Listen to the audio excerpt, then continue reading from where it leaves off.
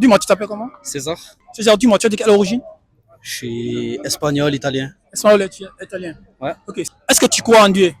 ouais, je crois en Dieu. Ouais. Islam, Islam? ouais, musulman, Tu es musulman? ouais, Tu m'as dit que tu es espagnol, italien, musulman, musulman. ouais. Comment ça? Je me suis reconverti à l'islam parce que j'ai été je suis dans une famille qui m'a toujours appris, qui m'a toujours guidé et qui m'a toujours dit que je pouvais faire les choix que je voulais quant à la religion.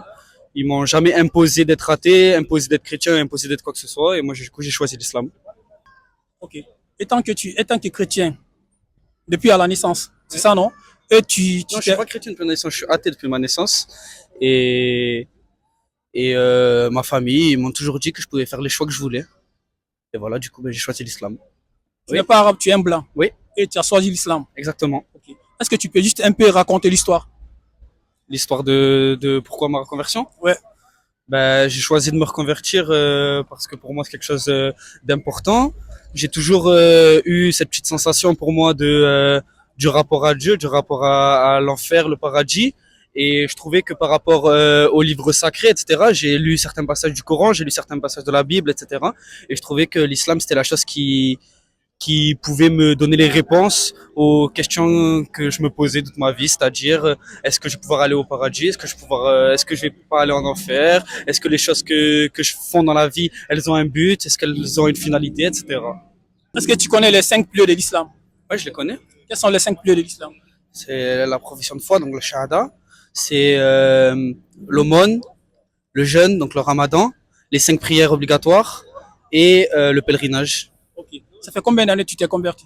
Ça fait quelques mois. Quelques mois? Quelques mois, ouais. Ah ouais? Donc tu connais un peu le Coran? Je connais un petit peu, je lis, etc. Je m'informe. Après, pour l'instant, je connais pas trop l'arabe, j'arrive pas trop à faire l'arabe. Pour l'instant, j'essaye encore d'apprendre Al-Fatiha, toutes les choses comme ça, pour pouvoir faire les prières bien comme il faut, par moi-même. Je vais à la mosquée, etc.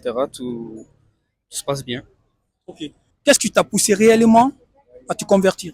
Ben, moi, il y a une seule chose qui m'a plus approché de l'islam par rapport aux autres religions.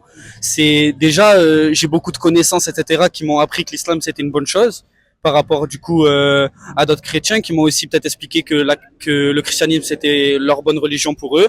Et j'ai été un peu plus convaincu par l'islam. Et puis je trouve que dans les textes saints, comme le Coran par exemple, ben il y a pas de, il y a beaucoup moins de choses qui s'entrechoquent, qui sont fausses par rapport, par exemple, à la Bible. Il y a plein de choses qui vont être dites, par exemple, au début et qui vont être faux dites par la suite, alors que dans l'islam, il n'y a aucune erreur dans le livre. Ça a toujours été le même livre, ça restera toujours le même livre. Il y aura toujours qu'un seul texte. Il n'y a pas plein de traductions. Le Coran, c'est qu'un seul texte, qu'une seule langue tout le long. Et après, les traductions françaises, etc., ça, c'est des traductions qui sont faites en amont. Le livre de base, c'est toujours le même. Et c'est ça aussi qui m'a fait me dire que c'était la bonne religion. Vous savez, dans l'islam, on peut dire que chaque personne, même si elles ne sont pas converties, elle cache peut-être en eux un bon musulman. Et dans tous les cas, je peux dire une seule chose, même si vous avez fait des péchés, etc., avant d'être converti, quand vous vous reconvertissez, votre âme, elle est comme neuve, vous avez l'âme d'un nouveau-né, l'âme d'un bébé. C'est-à-dire que si vous vous reconvertissez, faites pas ça,